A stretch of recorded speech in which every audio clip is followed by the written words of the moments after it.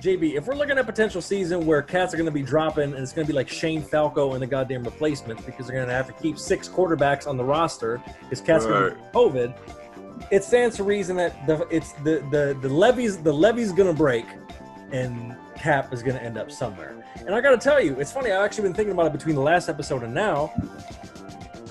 Why not back to San Francisco?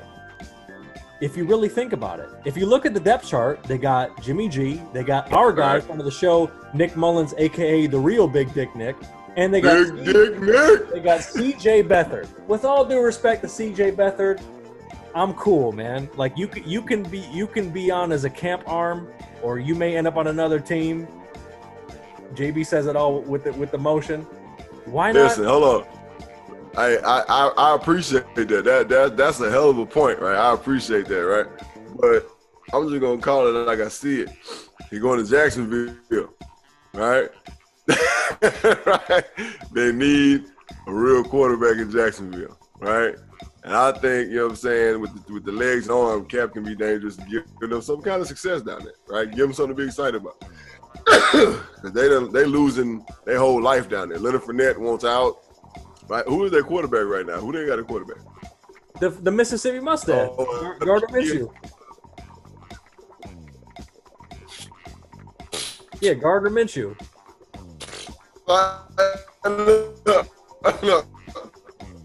Like what the fuck? Ever done it?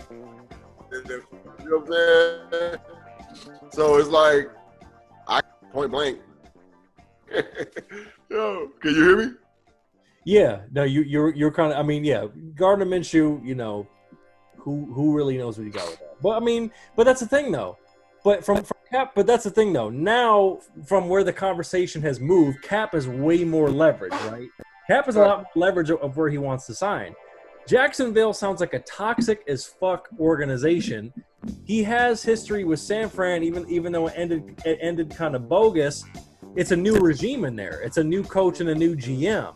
Right. So if they want to save some face, if they want to jump on the woke bandwagon, you already got. He hasn't played for another team since you guys. All the jerseys are still Kaepernick jerseys. He's not going to start. Right. You have your starter, and you know what he's capable of if he has to step in. And the team is already built and centered. The team is good to go, and basically everybody said they're going to kneel at this point. So why not bring Cap in, have him compete with Big Dick Nick for the backup spot, and because you know who your franchise guy is. There's not going to be. My guy cut, man. Look, you gonna get my guy cut, man. No, they're gonna keep Mullins. Mullins is either going to be on the roster or he's going to get an opportunity somewhere else because he deserves it. Right. He showed a lot. No, you every point you're making is completely valid, bro. Like that's. I mean, it all makes perfect sense to me, right? I can also see him going to Baltimore, right? Just because we all know that Baltimore is probably the pound for pound blackest organization in the league. You know what I'm saying? From owners on down, like they're probably number one. You know what I'm saying? So I can see for that reason them, pulling him in, making him the third string quarterback, carrying 3 quarterbacks on the roster. Because we know RG3 is, right. One thing Cap ain't never dealt with is a bunch of injury. You know what I'm saying? But we know RG3 is, I hate to call him Mr. Glass, but. Yeah, but also, I mean, he's become a real reliable backup, and they have to be. I think the only way that happens is if they're willing to move on from RG3. You know what I mean? Because ultimately, look, I think for a lot of teams behind closed doors, even if they won't say it, I think a lot of the political shit about it is out the window. Now they're saying, okay, does this dude really fit with what we're trying to do? People say, oh, how about the Chargers? Well, they got Tyrod, they drafted Herbert. It's not going to happen there.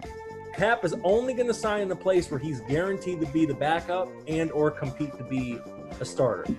Like, if he goes to Baltimore, he's going to have to compete with RG3. And the simple fact is he's been out of football. So RG3 is going to be ahead of him in the curve. So he's not going to get enough hate to showcase himself. I still think that a head-to-head battle, Cap would beat RG3. figure out. I think eventually he would overtake him. Yeah, I think eventually that's just me. I just RG3 no shade, bro. I call a spade at all times, bro. Like I just think that Cap's a better quarterback. He's better arm, better decision making, protects himself better. Like just smart, all around smarter player when it comes to just the game. And by the way. And by the way, talking about a Mr. Glass insurance policy, JB, we talked about this in the last episode when you made your correct prediction about the Patriots and Cam. Pittsburgh, what are you doing? Cut racist Mason Rudolph. Duck Hodges can be third string. Bring in Cap. Roethlisberger is finished. I saw somebody put Roethlisberger in their top 5 today. I'm like, that motherfucker's been out in the woods, growing his beard, fucking admitting that he's been boozing and jacking off all the place. Roethlisberger, you've had a Hall of Fame career. It's over, baby. It's like Philly Rivers. It's all over. Right. It's over. Cap. Enough of this. Philly Rivers ain't even had a Hall of Fame career. It's over. It's just over. Right. Is Philip Rivers a Hall of Famer? No. Thank you. Yeah. I mean, I'm glad you said that. He's not. Why? What reasoning would you give him to be a Hall of Famer? Right. Yeah. I mean, look, if we're going to be honest, the totality of his career, he's like white Jameis. Like he can sling the ball, but he's throwing a lot of TDs and a hell of a lot of picks. He's Mr. 30. He's Mr. 30 for 30. ESPN. Double digit picks damn near every year he's been in the league, bro. So yeah, and they question if Donovan McNabb's a Hall of Famer. Hell yeah, you're a Hall of Famer. What you mean? Hell yeah, you're a Hall of Famer.